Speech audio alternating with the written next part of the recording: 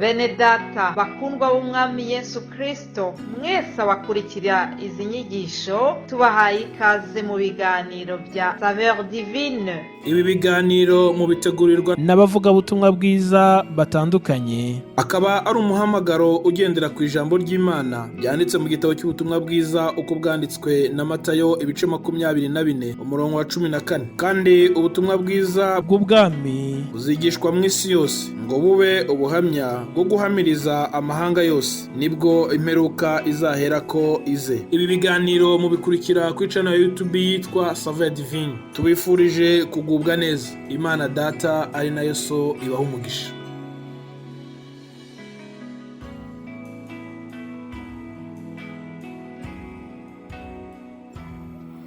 Yesu ashimwe bakundwa bene data, ndabaramukije mu izina rya Yesu umwami wacu. Ni Mutuyemungu Jean Pierre kuramutsa, wifurije umugisha w'Imana. Nguhaye ikaze mu ijambo ry'Imana mugiye kugezwaho na Saveur Divine. Imana ibanezeze mu izina rya Yesu. Some ubutumwa bwiza uko bwanditswe na Yohana ibice 14 n'umurongo wa mbere. 14 Yohana umurongo wa mbere tugeze kuwa gatatu. Haravuga ngo ntimuhagarike imitima yanyu, nizere Imana nanjye munyizere. Mu rugo rwa Data harimo amazu menshi, iyaba adahari mba mbabwiye, kuko ngiye kubategurira hanyu. Kandi ubwo ngiye kubategurira hanyu, nzagaruka mbajyane iwanjye, ngo aho ndi namwe muzabeyo. Imana ihabwe icyubahiro. Kandi ubwo ngiye kubategurira hanyu, nzagaruka mbajyane iwanjye, ngo aho ndi namwe muzabeyo. Twikirize tuvuge ngo amen. Dusoreze gusoma mu rwandiko rwandikiwe Abatesalonike rwa mbere, rwandiko Pawulo yandikira Abatesalonike. Dusome ibice 4 umurongo wa 13.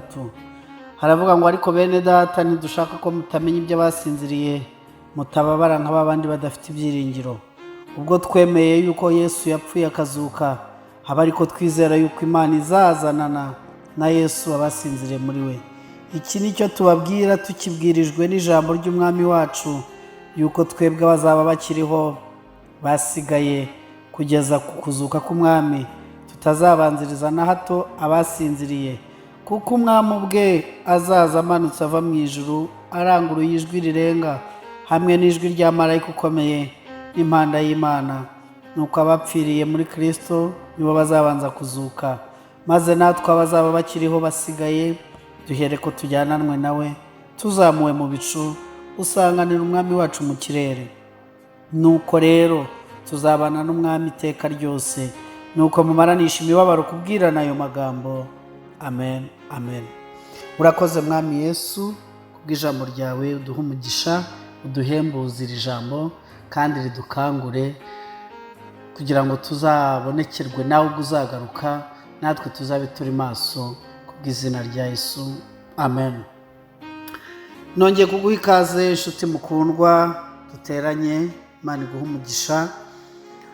Tugiye kuganira ku nsanganyamatsiko mwamenye muri iki cyumweru tuzaganiraho kuva ejo kuwa mbere n'uyu munsi kuwa kabiri, ndetse n'abandi bigisha bazakomeza nk'uko bisanzwe muri Saveur Divine. Ni ijambo ryitwa kugaruka kwa Yesu. Kugaruka kwa Yesu Kristo agarutse. Hagaruka rero wari waragiye, birumvikana. Iyo tuvuze kugaruka nuko yabanje kuza akagenda. Bwa mbere yaje aje gucungura, aracungura kandi aducunguza amaraso ye.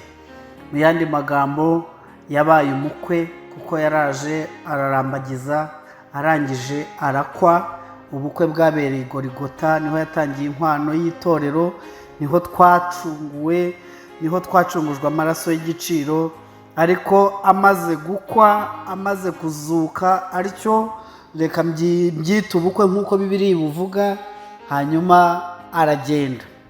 Ajya kugenda rero yagiye abivuze cyane, yabivuze mbere y'uko apfa, mbere y'uko abambwa.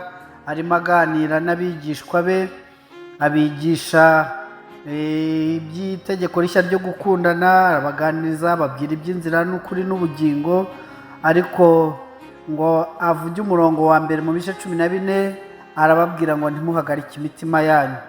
Yavugaga ko azapfa, bahagarika imitima, ababwira ko hari igihe bazaba batakimubona, bagira ubwoba, ariko arangije abonye bahagaritse imitima ababwira ijambo rikomeye, arababwira ngo ntimuhagarike imitima yanyu. Kugaruka kwa Yesu icyo bidufasha iyo tubyibukiranya ni ukubwira imitima ihagaze, ni ukubwira abantu bababaye, ni ukubwira abantu barwaye indwara zidakira, ni ukubwira abakatiwe burundu, ni ukubwira ab'isi yababaje cyane, tukababwira ngo mwihagarike umutima muhumure, iyi si tuyicamo igihe gito, haleluya, nubwo tuyibabarizwamo ariko dufite ibyiringiro by'ahandi tuzaba. Ni ijambo iyo tuvuze ko azagaruka, haleluya, tuba tuvuze ngo humura, komera, ushonje, uhishiwe, ubabaye none ariko uzanezerwa iteka. Yesu arababwira ngo mwihagarike imitima nimuhumure. Ndabizi ko bibateye guhagarika umutima, mwari mutegereje ubwami nzabaha, mutegereje ko muzaba ba gavana, mutegereje ko muzaba ba minisitiri w'intebe n'abandi, ariko ubwami naje gutanga subu, ndagiye gutegura. Arababwira ngo ngiye gutegura rero, kandi aho ngiye data afite amazu menshi, njyewe nsubiyeyo, ngiye gutunganya, gutegura ibirori, gutegura ubukwe. Ndashaka kubabwira ko imyaka 2000 irenze Kristo arimo ategura ibirori mu ijuru. Hari imyiteguro ikomeye ngo ndetse n'abamarayika bafitiye amatsiko umugeni wa Kristo, barebye imyiteguro aho igeze, uko irimbanije, uko irimo itegurwa, amakamba ateguriwe abanesha, amakamba arimo ategurirwa abazaca muri iyi si ntibiyanduze. Oh haleluya, hari ibirori byinshi byiza birimo bitegurirwa umugeni wa Kristo, birimo bitegurirwa bera. Ndakwifuriza kuzaba muri ibyo birori, ukazaririmba iya Mose n'iyo mwana w'intama w'Imana. Arabwira ngo nzagaruka mbajyane aho ndi muzabiyo. Iryo ni isezerano yatanze, ni ihame ridakuka. Ibyo Yesu yavuze no kubikora azabikora. Pawulo yandikira Abatesalonike nuko yaragezeyo, yaramaze kubabwira ubutumwa bwiza, ariko basigara bahagaritswe umutima n'abapfuye.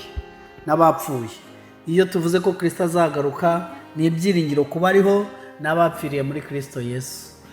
Abantu baburaga babo bakarira, imitima igacika, bakavuga ati se ibyiringiro twizeye Yesu bimaze iki?